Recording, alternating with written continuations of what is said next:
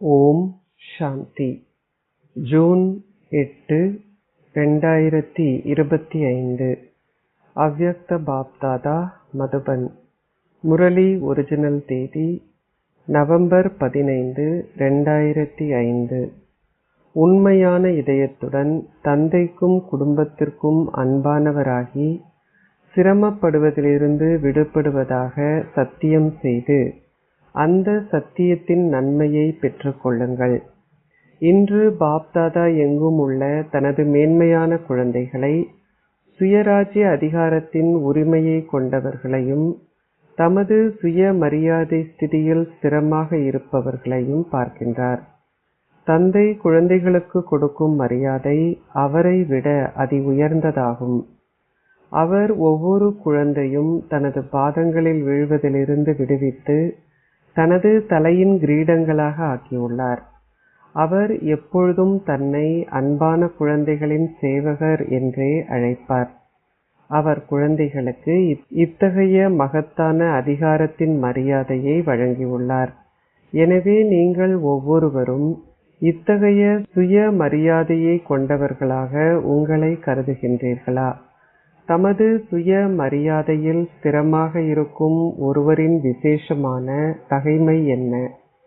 ஒருவரிடம் எந்தளவிற்கு சுயமரியாதை உள்ளதோ அதற்கு ஏற்ப அவர் அனைவருக்கும் மரியாதை கொடுப்பார். ஒருவரிடம் எந்த அளவிற்கு மரியாதை உள்ளதோ அந்த அளவிற்கு அவர் பணிவாக இருப்பதுடன் அனைவராலும் நேசிக்கப்படுவதுடன் அனைவரிடமும் அன்பாக இருப்பார். சர்வகா பியாரா, அனைவரிடமும் அன்பாக இருப்பதுடன் அனைவராலும் நேசிக்கப்படுவார். சுய மரியாதை கொண்டிருக்கும் ஒருவரின் அடையாளம் அவர் தந்தையை நேசிப்பார், அத்துடன் அனைவரையும் நேசிப்பார். அவர் எல்லைக்கு உட்பட்ட எண்ணிக்கையானவரிடம் அன்பு வைத்திருக்க மாட்டார், ஆனால் எல்லையற்றவர்களிடம் அன்பு வைத்திருப்பார். தந்தை அனைவராலும் நேசிக்கப்படுகின்றார். ஒருவர் ஒரு மாத குழந்தையோ அல்லது ஆதி ரத்தினமோ, ஒவ்வொருவரும் நான் பாபாவினுடையவன், பாபாவினுடையவர் என்றே நம்புகிறார்கள். இந்த மேன்மையான சுய மரியாதையே அனைவராலும் நேசிக்கப்படுவதன் அடையாளமாகும். ஏனென்றால் இத்தகைய குழந்தைகளே தந்தையை பின்பற்றுபவர்கள். பாருங்கள், சிறு குழந்தைகளில் இருந்து வயதான முதிர்ச்சியான குழந்தைகள் வரை தந்தை அனைவருக்கும் மரியாதை கொடுத்துள்ளார். இளைஞர்களுக்கு அவர்களை அழிவை ஏற்படுத்துபவர்களில் இருந்து உலக உபகாரிகளாக அவர்களை பார்க்கும் மரியாதையை அவர் வழங்கியுள்ளார். அவர் அவர்களை மகான்கள் ஆக்கியுள்ளார். ஒரு குடும்பத்தில் வாழும் இல்லறத்தவர்களை அவர் மகாத்மாக்களையும் மகா ஜகத் குருக்களையும், அதாவது சந்நியாசிகளை விட அதி உயர்வானவர்கள் ஆக்கியுள்ளார். அவர்கள் வீட்டில் வசித்தாலும் மகாத்மாக்களுக்கு கடமைப்பட்டவர்களாகவும் அப்பால் இருக்கும் மனோபாவத்தை கொண்டவர்களாகவும் பணிந்து நடப்பவர்களாகவும் ஆக்கியுள்ளார். அவர் குமாரிகளுக்கு அவர்களின் சிவசக்தி சுரூபத்தின் மரியாதையை நினைவூட்டி அவர்களை அப்படி ஆக்கியுள்ளார். அவர் வயதான முதிர்ந்த அனுபவசாலி குழந்தைகளுக்கு தந்தை பிரம்மாவிற்கு சமமாக இருக்கும் மரியாதையை வழங்கியுள்ளார். அதேபோல் தமது சுய மரியாதையில் ஸ்திரமாக இருக்கும் குழந்தைகள் ஒவ்வொரு ஆத்மாவையும் அந்த மரியாதையுடனேயே பார்ப்பார்கள். அவர்கள் அவர்களை அந்த முறையில் பார்ப்பது மட்டுமன்றி அந்த முறையில் அவர்களுடன் ஓர் உறவு முறையை அல்லது தொடர்பை கொண்டிருப்பார்கள். சுய மரியாதை, அதாவது ஸ்வமான், ஷரீர உணர்வை, தேக அபிமானத்தை முடித்து விடுகிறது. எங்கே சுய மரியாதை உள்ளதோ அங்கே ஷரீர அகங்காரம் இருக்காது. சதா உங்களின் சுய மரியாதையில் இருப்பதே ஷரீர உணர்வை முடிப்பதற்கான மிகவும் இலகுவான வழிமுறையாகும். எப்பொழுதும் ஒருவரை ஒருவர் மரியாதையுடன் பாருங்கள். ஒருவர் காலாட்படையில் ஒருவராக இருந்தாலும் அல்லது 16,000 மாலையில் கடைசி இலக்கத்தில் இருந்தாலும் நாடகத்தின்படி இறுதி இலக்கத்தில் இருப்பவரும் தந்தையிடமிருந்து ஏதாவது ஒரு சிறப்பியல்பை பெற்றுக் கொள்வார். சுய மரியாதை உள்ள ஒருவர் மற்றவர்களின் சிறப்பியல்பை பார்த்து அவர்களுக்கு மரியாதை கொடுப்பார்கள். ஒவ்வொருவரின் சிறப்பியல்பும் அவரின் பார்வையில், மனோபாவத்தில், செயல்களில் கலந்திருக்கும். தந்தைக்கு சொந்தமான எவரும் ஒரு விசேஷமான ஆத்மாவே ஆவார். அவர் வரிசை கிரமமாக இருந்தாலும் உலகிலுள்ள ஆத்மாக்களுடன் ஒப்பிடும் பொழுது அவரே பல மில்லியன்களில் ஒருவர் ஆவார். இந்த முறையில் நீங்கள் அனைவரும் உங்களை விசேஷமான ஆத்மாக்களாக கருதுகின்றீர்களா? நீங்கள் உங்களின் சுய மரியாதையில் ஸ்திரமாக இருக்க வேண்டும். ஷரீர உணர்வில் அல்ல, ஆனால் சுய மரியாதையுடன் இருக்க வேண்டும். ஒவ்வொரு குழந்தையிலும் ஏன் தந்தை அன்பு வைத்திருக்கின்றார்? ஏனென்றால் ஒவ்வொரு குழந்தையும் தன்னை இனம் கண்டு தனக்கு சொந்தமாகி உள்ளார் என தந்தைக்கு தெரியும். அவர்கள் இந்த ஒன்று கூடலுக்கு முதல் முறை வந்திருந்தாலும் பாபா என அந்த குழந்தை கூறியுள்ளதால் தந்தையின் அன்பை பெறுவதற்கு அவர் தகுதி வாய்ந்தவர் ஆகின்றார். பாப்தாதா எங்குமுள்ள குழந்தைகள் அனைவரின் மீதும் அதிக அன்பு வைத்திருக்கின்றார். அதேபோல் தந்தையை பின்பற்றுங்கள். நேசிக்கப்படாதவர் என்று ஒருவர் கூட கிடையாது. ஒவ்வொருவரும் நேசிக்கப்படுகிறார்கள். பாருங்கள், எனது பாபா என கூறுகின்ற எந்த ஒரு குழந்தையும் எனது என்ற இந்த உணர்வை எது ஏற்படுத்துகிறது? அது அன்பே ஆகும். இங்கே அமர்ந்திருக்கும் நீங்கள் அனைவரும் அன்பே உங்களை தந்தைக்கு சொந்தமாக்கியுள்ளது என்பதை உணர்கின்றீர்கள். தந்தையின் அன்பு ஒரு காந்தம் போன்றது. அந்த அன்பென்னும் காந்தத்தால் நீங்கள் தந்தைக்கு சொந்தமாகுவதற்கு வந்துள்ளீர்கள். அன்பு இதயபூர்வமானது. வார்த்தைகளில் மட்டுமுள்ள அன்பு அல்ல. இதயபூர்வமான அன்பே இந்த பிராமண வாழ்க்கையின் அஸ்திவாரமாகும். நீங்கள் ஏன் பாபாவை சந்திக்க வருகின்றீர்கள்? அன்பே உங்களை இங்கே அழைத்து வந்தது, அப்படித்தானே? இங்கு வந்து அமர்ந்துள்ள நீங்கள் அனைவரும் ஏன் வந்துள்ளீர்கள்? அன்பே உங்களை இழுத்து வந்தது, அப்படித்தானே? இங்கே வந்து அமர்ந்துள்ள நீங்கள் அனைவரும் ஏன் வந்துள்ளீர்கள்? அன்பே உங்களை இழுத்து வந்தது, அப்படித்தானே? உங்களிடம் எந்த அளவு அன்பு உள்ளது? அது 100% அல்லது அதைவிட குறைவானதா? உங்களிடம் 100% அன்பு இருக்கிறது என நினைப்பவர்கள் உங்களின் கைகளை உயர்த்துங்கள். உங்களின் அன்பில் 100%? அது சிறிதளவேனும் குறைவாக இல்லை அல்லவா? அச்சா, பிராமண குடும்பத்திற்குள்ளும் உங்களுக்கு இடையே அதே அளவு அன்பு உள்ளதா? இதற்காக உங்களை கைகளை உயர்த்தும்படி பாபா கேட்கட்டுமா?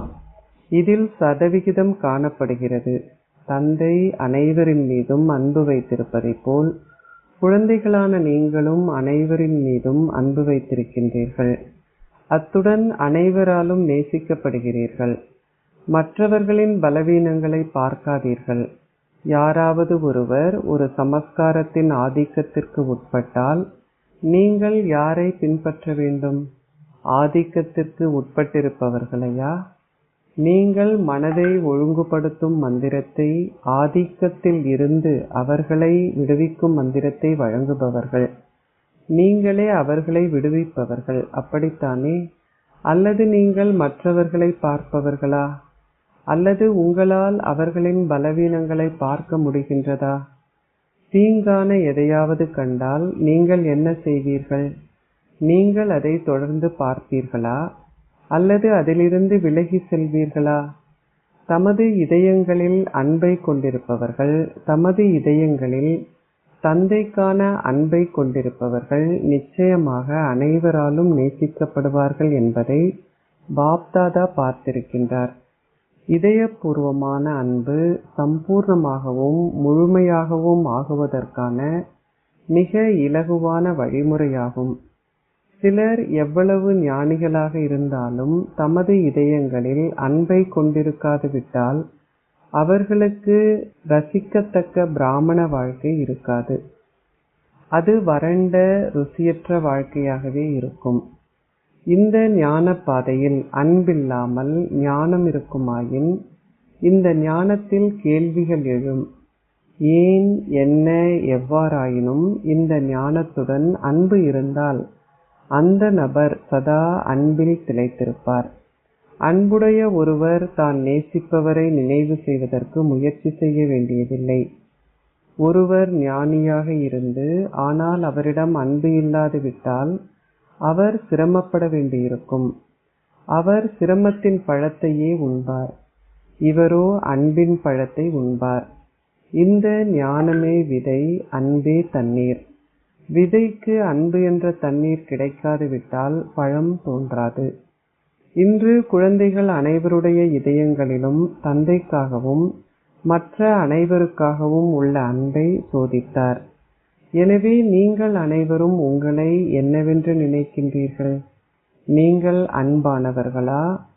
அன்பானவர்களா? உங்களின் இதயங்கள் அன்பானவை என நினைப்பவர்கள் உங்களின் கைகளை உயர்த்துங்கள். நீங்கள் அனைவரின் மீதும் அன்பானவர்களா? அனைவரின் மீதும் அன்பு உள்ளதா? அச்சா, உங்களின் இதயத்தில் தந்தைக்கான அன்பு உள்ளது. அத்துடன் நீங்கள் மற்ற அனைவரின் மீதும் அன்பு வைத்திருக்கின்றீர்களா? எல்லோரின் மீதும்? இவர் எனது சகோதரன் அல்லது சகோதரி என நீங்கள் ஒவ்வொருவரும் நினைக்கின்றீர்களா? இவர் எனக்கு சொந்தமானவர் என நீங்கள் ஒவ்வொருவரும் நினைக்கின்றீர்களா? நீங்கள் அதை விரும்புகின்றீர்களா? அல்லது உங்களில் சிலர்தான் அதை நம்புகின்றீர்களா? தந்தையின் மீது அன்பு வைத்திருப்பதற்கு நீங்கள் அனைவரும் உங்களின் கைகளை உயர்த்துவதைப் போல், ஆம், நீங்கள் தந்தையின் மீது அன்பு வைத்திருக்கின்றீர்கள். அதைப்போல் மற்ற அனைவர் மீதும் அன்பு வைத்திருக்கின்றேன். ஆம், அனைவரின் மீதும் அன்பு இருக்கிறது என நீங்கள் உங்களின் கைகளை உயர்த்துவீர்களா?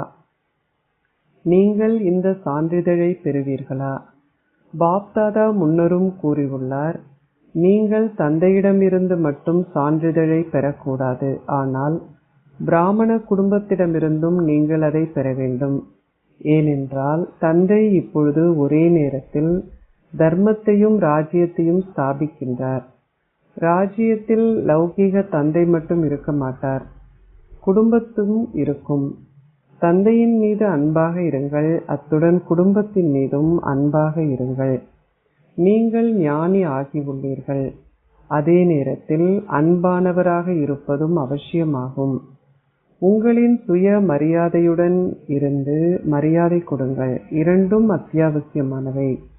குழந்தைகளான நீங்கள் உங்களின் பிராமண பிறவி எடுத்த உடனேயே தந்தை உங்களுக்கு மதிப்பளித்தார். இப்படித்தான் நீங்கள் மிக மேன்மையானவர்கள் ஆகினீர்கள். இந்த ஒரு பிறவியில் நீங்கள் மரியாதை கொடுக்க வேண்டும். அப்பொழுது நீங்கள் அதன் வெகுமதியான மரியாதையை கல்பம் முழுவதிலும் பெறுவீர்கள். அரை கல்பத்திற்கு ராஜ்ய உரிமையை கொண்டிருப்பதன் மரியாதையை நீங்கள் பெறுகின்றீர்கள். அரை கல்பத்திற்கு பக்தி மார்க்கத்தில் நீங்கள் பக்தர்களிடமிருந்து மரியாதையை பெறுகின்றீர்கள். எவ்வாறாயினும் இதை கல்பம் முழுவதும் பெறுவதற்கான அடிப்படை இந்த ஒரு பிறவியில் மரியாதையை கொடுத்து மரியாதையை பெற்றுக்கொள்வதே ஆகும். இப்போதும் பாப்தாதா வெளிநாடுகளில் எங்குமுள்ள குழந்தைகளை பார்க்கின்றார். சிலர் இந்த சந்திப்பை இரவு நேரத்தில் கொண்டாடுகிறார்கள், மற்றோர் பகல் பொழுதில் இந்த சந்திப்பை கொண்டாடுகிறார்கள். உங்களின் சேவையின் வேகத்தை அதிகரிப்பதற்கு உங்களுக்கு நல்லதோர் தாதியும், அதாவது தாதி ஜானகி இருக்கின்றார், அப்படித்தானே? அவர் சிறியதோர் பலவீனத்தை கண்டாலும் அதற்காக வகுப்பு வகுப்பாக எடுக்கின்றார். இந்த தேசத்திலோ அல்லது வெளிநாடுகளிலோ யாராவது ஒருவர் குழந்தைக்கு ஏதாவது ஒரு பாடம் சிரமமாக இருந்தால் அதற்கான பிரதான காரணம் அவர்களின் இதயங்களில் அன்பு குறைவதே ஆகும். அன்பு என்றால் அன்பில் திளைத்திருத்தல் என்று அர்த்தம். நீங்கள் நேசிக்கும் ஒருவரை நினைவு செய்வதற்கு நீங்கள் முயற்சி செய்ய வேண்டியதில்லை. நீங்கள் நேசிப்பவரை மறப்பதுதான் கடினமாக இருக்கும். நீங்கள் முயற்சி செய்ய வேண்டியிருந்தால் உங்களின் இதயத்தில் உள்ள அன்பை சோதிப்பதே அதற்கான பரிகாரமாகும். எங்கேயாவது லீக்கேஜ், அதாவது ஒழுகுதல் ஏற்படுகிறதா? ஒரு நபரின் மீது, அவரின் சிறப்பியல்பின் மீது, வசதியின் மீது, அல்லது ஏதாவது சத்கதியின் மீது அல்லது மேலதிகமான சத்கதியின் மீது சௌகரியம் அல்லது ஆதாரத்தின் மீது பற்று இருக்கும் பொழுது நீங்கள் தொடர்ந்தும் அந்த சத்கதியையே நினைவு செய்வீர்கள். நியதிகளுக்கு ஏற்ப சத்கதி இருப்பது பரவாயில்லை. ஆனால் சில நேரங்களில் உங்களுக்கு மேலதிக சௌகரியத்தின் மீது அன்போ அல்லது பற்றோ ஏற்படுகிறது. நீங்கள் தொடர்ந்தும் அந்த சத்கதியையே நினைவு செய்கிறீர்கள். அதன் அடையாளம் என்னவென்றால், ஏதாவது ஒழுக்கு அதாவது லீக்கேஜ் ஏற்படும் பொழுது உங்களின் வாழ்க்கையில் ஏதாவது ஒரு காரணத்தால் நிலையான திருப்தி இருக்காது. ஏதாவது காரணம் உங்களை அதிருப்தி அடைய செய்யும். ஆனால் திருப்தி இருக்கும் பொழுது அதன் அடையாளம் சதா சந்தோஷம் காணப்படும். நீங்கள் சதா ஓர் ஆன்மீக ரோஜா போல் புன்னகை செய்து கொண்டிருப்பீர்கள். நீங்கள் முழுமையாக மலர்ந்திருப்பீர்கள். கோணலான மனோநிலையை கொண்டிருக்க மாட்டீர்கள். சதா லேசாகவும் ஒளியாகவும் இருப்பீர்கள். எனவே உங்களுக்கு புரிந்ததா? இப்பொழுது உங்களை சிரமப்படுவதிலிருந்து பாதுகாத்துக் கொள்ளுங்கள். குழந்தைகளான நீங்கள் சிரமப்படுவதை பாப்தாதா விரும்பவில்லை. நீங்கள் அரை கல்பமாக சிரமப்பட்டீர்கள். இப்பொழுது களிப்பாக இருங்கள். அன்பில் மூழ்கி இருங்கள். ஞானக்கடலின் அடியில் அன்பு முத்துக்களை அனுபவம் செய்யுங்கள். வெறுமனே ஒரு முறை மூழ்கிவிட்டு கடலில் இருந்து வெளியே வந்து விடாதீர்கள். ஆனால் அதில் அமிழ்ந்திருங்கள். நீங்கள் அனைவரும் ஒரு சத்தியம் செய்தீர்கள் தானே? அதாவது நீங்கள் தந்தையுடன் வாழ்ந்து அவருடன் திரும்பி வீட்டிற்கு செல்வீர்கள் என்ற சத்தியம். இந்த சத்தியத்தை நீங்கள் செய்தீர்களா? நீங்கள் அவருடன் வீட்டுக்கு செல்வீர்களா அல்லது அவரை பின்தொடர்ந்து செல்வீர்களா? பாபாவுடன் செல்ல தயாராக இருப்பவர்கள் உங்களின் கைகளை உயர்த்துங்கள். நீங்கள் தயாரா? கவனமாக கருத்தில் கொண்ட பின்னர் உங்களின் கைகளை உயர்த்துங்கள். தயாராக இருத்தல் என்றால் தந்தைக்கு சமமாகுதல் என்று அர்த்தம். யார் அவருடன் திரும்பிச் செல்வார்கள்? சமமானவர்களே அவருடன் திரும்பிச் செல்வார்கள். எனவே நீங்கள் அவருடன் செல்வீர்களா? நீங்கள் என்றென்றும் தயாராக இருக்கின்றீர்களா? முதல் வரிசையில் இருப்பவர்கள் என்றும் தயாரா? நீங்கள் என்றும் தயாராக இருக்கின்றீர்களா? நாளையே அவருடன் போக வேண்டும் என உங்களுக்கு கட்டளை கிடைத்தால் நீங்கள் அவருடன் செல்வீர்களா? இல்லறத்தவர்களே நீங்கள் அவருடன் செல்வீர்களா? நீங்கள் உங்களின் பிள்ளைகளை நினைவு செய்ய மாட்டீர்களா? தாய்மார்களே நீங்கள் பாபாவுடன் செல்வீர்களா? தாய்மார்களே நீங்கள் தயாரா? நீங்கள் யாரையும் நினைவு செய்ய மாட்டீர்களா? ஆசிரியர்களே நீங்கள் உங்களின் நிலையங்களையும் உங்களின் மாணவர்களையும் நினைவு செய்வீர்களா? நீங்கள் அவர்களை நினைக்க மாட்டீர்களா? அச்சா, நீங்கள் அனைவரும் பற்றிலிருந்து விடுபட்டு விட்டீர்களா? அது மிகவும் நல்லது. அப்படியென்றால் நீங்கள் சிரமப்பட தேவையில்லை தானே? இன்று பாப்தாதா அனைவரையும் நீங்கள் தந்தையின் முன்னால் அமர்ந்திருந்தாலும் அல்லது தொலைவில் இருந்தாலும் தந்தையின் இதயத்தில் அமர்ந்திருந்தாலும் சிரமப்படுவதிலிருந்து விடுவிக்க விரும்புகின்றார். நீங்கள் அப்படி ஆகுவீர்களா? நீங்கள் கைத்தட்டினீர்கள். ஆனால் அப்படி ஆகுவீர்களா? நாளையிலிருந்து எவரும் தாதிகளிடம் போக மாட்டீர்கள். அவர்கள் உங்களுக்காக முயற்சி செய்ய வைக்க மாட்டீர்கள் தானே? நீங்கள் அவர்களை மகிழ்ச்சியுடன் சந்திப்பீர்கள். நீங்கள் பிராந்திய தலைவர்களிடம் செல்ல மாட்டீர்கள். நீங்கள் முறைப்பாடுகள் செய்ய மாட்டீர்கள். நீங்கள் சம்பூர்ணம் அடைவீர்கள். இது ஓகேயா? இப்பொழுது உங்களின் கைகளை உயர்த்துங்கள். கவனமாக எண்ணிய பின்னர் உங்களின் கைகளை உயர்த்துங்கள். வெறுமனே அதை உயர்த்தாதீர்கள். முறைப்பாடுகள் எதுவும் இல்லை. எவரிடமும் எனது என்ற உணர்வு இல்லை. எவரும் உங்களுக்கு சொந்தமானவர் இல்லை. நான் என்பதும் இருக்காது. எனது என்பதும் இருக்காது. அவை முடிந்துவிட்டன. பாருங்கள், நீங்கள் ஒரு சத்தியம் செய்தீர்கள். அது நல்லதே. பாராட்டுகள். எவ்வாறாயினும் நீங்கள் அந்த சத்தியத்தின் நன்மையை பெற்றுக்கொள்வதில்லை. நீங்கள் மிக விரைவாக ஒரு சத்தியத்தை செய்கிறீர்கள். ஆனால் அதன் நன்மையை பெற்றுக்கொள்வதற்கு அனைத்திற்கும் முதலில் ஒவ்வொரு நாளும் அதன் புரிந்துணர்வை கொண்டிருங்கள். இரண்டாவதாக அதை மீட்டல் செய்யுங்கள். ஒவ்வொரு நாளும் உங்களின் சத்தியத்தை மீட்டல் செய்யுங்கள். நான் என்ன சத்தியம் செய்தேன். அமிர்த வேளையில் சந்தித்த பின்னர் இரண்டுக்கும் இடையில் ஒரு சமநிலைக்கான அட்டவணையை வையுங்கள். சத்தியம் வைதா, நன்மை வைதா. நீங்கள் என்ன சத்தியம் செய்தீர்கள், நீங்கள் என்ன நன்மையை பெறுகின்றீர்கள், இதை உணர்ந்து மீட்டல் செய்யுங்கள். சமநிலை காணப்படும் பொழுது அது சரியாக இருக்கும். சந்திப்புகளை செய்பவர்களும் இந்த சத்தியத்தை செய்துள்ளார்கள் என்பதை பாப்தாதா அறிவார். பாப்தாதா விரும்புகின்ற மிக நல்ல திட்டங்களை நீங்கள் செய்வதை பாப்தாதா பார்த்துள்ளார். பாப்தாதா எதை விரும்புகின்றார்? பாப்தாதா ஒரு கூற்றையே விரும்புகின்றார். அனைத்தையும் தகுதி வாய்ந்த முறையில் பயன்படுத்துங்கள். வெற்றி நிறைந்தவர் ஆகுங்கள். உங்களிடமுள்ள பொக்கிஷங்கள் அனைத்தையும், உங்களிடமுள்ள சக்திகளை, எண்ணங்கள், வார்த்தைகள், செயல்கள் என்னும் சக்திகளே. காலம் ஒரு பொக்கிஷம், அத்துடன் ஒரு சக்தி. நீங்கள் இவை அனைத்தையும் தகுதி வாய்ந்த முறையில் பயன்படுத்த வேண்டும். அது பௌதீக செல்வமோ அல்லது ஆன்மீக பொக்கிஷங்களோ, நீங்கள் அனைத்தையும் தகுதி வாய்ந்த முறையில் பயன்படுத்த வேண்டும். நீங்கள் வெற்றி சுரூபமாக இருக்கும் சான்றிதழை பெற வேண்டும். அனைத்தையும் தகுதி வாய்ந்த முறையில் பயன்படுத்துங்கள். அத்துடன் மற்றவர்களிடம் உள்ள அனைத்தையும் தகுதி வாய்ந்த முறையில் பயன்படுத்த செய்யுங்கள். யாராவது ஒருவர் எதையாவது தகுதி வாய்ந்த முறையில் பயன்படுத்தாது விட்டால் எதையும் கூறாதீர்கள் அல்லது திருத்தங்களை கொடுக்காதீர்கள். ஆனால் அதை உங்களின் நல்லாசிகளுடனும் தூய உணர்வுகளுடனும் சதா தூய மரியாதையை கொடுத்த வண்ணம் செய்யுங்கள். அதனால் அவர்கள் அனைத்தையும் தகுதி வாய்ந்த முறையில் பயன்படுத்த செய்யுங்கள். வெறுமனே அவர்களை திருத்தாதீர்கள்.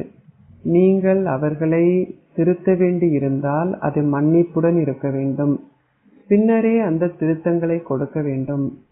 உங்களின் மன்னிப்பு ரூபத்தின் மூலமாக கற்பித்தல்களை கொடுங்கள். கருணை நிறைந்தவர் ஆகுங்கள். கருணை நிறைந்தவர் ஆகுங்கள். உங்களின் கருணை நிறைந்த ரூபம் நிச்சயமாக திருத்தத்தின் பலனை காட்டும். பாருங்கள், தற்காலத்தில் சத்திர சிகிச்சை நிபுணர்கள் ஒரு சத்திர சிகிச்சையை செய்யும் பொழுது அவர்கள் முதலில் என்ன செய்கிறார்கள்? அவர்கள் முதலில் உங்களை நித்திரை, அதாவது மயக்கமடைய செய்தல் ஆக்கி பின்னரே உங்களுக்கு சத்திர சிகிச்சை செய்கிறார்கள். அதற்கு முன்னர் அவர்கள் உங்களுக்கு சத்திர சிகிச்சை செய்வதில்லை. அவர்கள் டிஞ்சர் போடுகிறார்கள். முதலில் அவர்கள் ஊதி பின்னர் டிஞ்சரை போடுகிறார்கள். எனவே நீங்களும் அனைத்திற்கும் முதலில் கருணை நிறைந்தவர்களாகி பின்னர் திருத்தத்தை கொடுக்க வேண்டும். அது அவர்களில் ஒரு தாக்கத்தை ஏற்படுத்தும். இல்லாதுவிட்டால் நீங்கள் அவர்களை திருத்த ஆரம்பித்ததும் அவர்கள் ஏற்கனவே உங்களை விட திறமைசாலிகள். எனவே ஓர் ஆசிரியர் மற்றொரு ஆசிரியரிடமிருந்து திருத்தத்தை பெறமாட்டார்.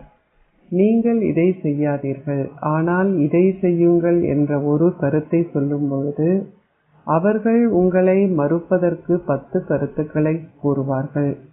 ஆகவே மன்னிப்பும் திருத்தமும் ஒன்றாக செல்ல வேண்டும். எனவே இந்த 70ஆம் ஆண்டு விழாவின் தலைப்பு அனைத்தையும் தகுதி வாய்ந்த முறையில் பயன்படுத்துவதும் மற்றவர்களையும் அனைத்தையும் தகுதி வாய்ந்த முறையில் பயன்படுத்த செய்வதும் வெற்றி சுரூபம் ஆகுவதும் ஆகும். அனைத்தையும் தகுதி வாய்ந்த முறையில் பயன்படுத்துங்கள். நீங்கள் லேசாகவும் ஒளியாகவும் ஆக விரும்புகின்றீர்கள். ஆகவே அனைத்தையும் தகுதி வாய்ந்த முறையில் பயன்படுத்துங்கள். உங்களின் சமஸ்காரங்களையும் தகுதி வாய்ந்த முறையில் பயன்படுத்துங்கள். உங்களின் ஆதி சமஸ்காரங்களை, உங்களின் தேவ சமஸ்காரங்களையும் ஆத்மாவின் அனாதியான சமஸ்காரங்களையும் வெளிப்படச் செய்யுங்கள். தவறான சமஸ்காரங்களின் தகனம் செய்யும் விழாவை செய்யுங்கள். உங்களின் ஆதியான அனாதியான சமஸ்காரங்களை வெளிப்படச் செய்யுங்கள். குறிப்பாக அனைவருக்கும் இந்த ஒரு முறைப்பாடே உள்ளது. என்னால் எனது சமஸ்காரங்களை மாற்ற முடியவில்லை. என்னால் எனது சமஸ்காரங்களை மாற்ற முடியவில்லை. நீங்கள் அனைவரும் சிரமப்படுவதிலிருந்து விடுபட்டிருப்பதற்கான சத்தியத்தை செய்துள்ளீர்கள் தானே? அனைவரும் தமது கைகளை உயர்த்தினார்கள். ஒரு புகைப்படம் எடுங்கள். எனவே இப்பொழுது ஒரு நிமிடத்திற்கு இந்த சத்தியத்தை திட சங்கற்பத்துடன் உங்களின் இதயத்தில் கீழ்கோடிடுங்கள். அதை உங்களின் இதயத்தில் உறுதியாக்குங்கள். பாப்தாதா அபியாசம் செய்வித்தார். அச்சா, எங்குமுள்ள சுயமரியாதையுடைய குழந்தைகள் அனைவருக்கும் தமது இதயங்களில் தந்தைக்கான அன்பை எப்பொழுதும் கொண்டிருப்பவர்களுக்கும், அனைவரும் அன்பை கொண்டிருக்கும் மேன்மையான ஆத்மாக்களுக்கும், சதா சிரமப்படுவதிலிருந்து விடுபட்டு ஜீவன் முக்தி வாழ்க்கையை அனுபவம் செய்யும் தீவிர முயற்சி செய்யும் குழந்தைகளுக்கும், தாம் செய்யும் சத்தியத்திற்கும் அந்த சத்தியத்திலிருந்து தாம் எடுக்கும் நன்மைக்கும் இடையில் சமநிலையை பேணும் ஆனந்தமான குழந்தைகளுக்கும், சதா மகிழ்ச்சியாக இருப்பதுடன் மற்றவர்களையும் மகிழ்ச்சியாக இருக்க செய்பவர்களுக்கும், இத்தகைய மேன்மையான பாக்கியத்தின் உரிமையை கொண்ட சங்கமயுக குழந்தைகளுக்கும் பாப்தாதாவின் அன்பும் நினைவுகளும், அத்துடன் இதயங்களுக்கு சௌகரியம் அளிப்பவரின் இதயத்திலிருந்து ஆசீர்வாதங்களும் அன்பும் நினைவும் நமஸ்தேயும். தாதிகளிடம், நீங்கள் அனைவரும் நன்றாக இருக்கின்றீர்களா? உங்களை காண்பதில் அனைவரும் சந்தோஷம் அடைகிறார்கள். தந்தையும் குழந்தைகளும் உங்கள் இருவரையும் பார்ப்பதில் அனைவரும் சந்தோஷப்படுகிறார்கள். நீங்கள் இருவரும் சமமானவர்கள். நீங்கள் அனைவராலும் நேசிக்கப்படுகிறீர்கள். அனைவருக்கும் தாதிகளிடம் விசேஷமான அன்பு உள்ளது. அனைவருக்கும் அதிக அளவு அன்பு உள்ளது. கருவிகளாக இருப்பவர்களுக்கும் பொறுப்பு உள்ளது. அதனால் அவர்களும் அதே அளவு அன்பை பெறுகிறார்கள். ஏனென்றால் அவர்கள் தமது வாழ்க்கையில் அனைவரிடமிருந்தும் அன்பு மற்றும் ஆசீர்வாதத்தின் உயர்த்தியை பெறுகிறார்கள். கருவிகள் ஆகிய நீங்களும் உயர்த்தியை பெற்றுள்ளீர்கள். எவ்வாறாயினும் அனைத்து நேரத்திலும் நீங்கள் உயர்த்தி என்ற பரிசை உங்களுடன் வைத்திருக்கும் பொழுது அதிக அளவு நன்மை ஏற்பட முடியும். இவை நீங்கள் பெறுகின்ற மேலதிக ஆசீர்வாதங்களாகும்.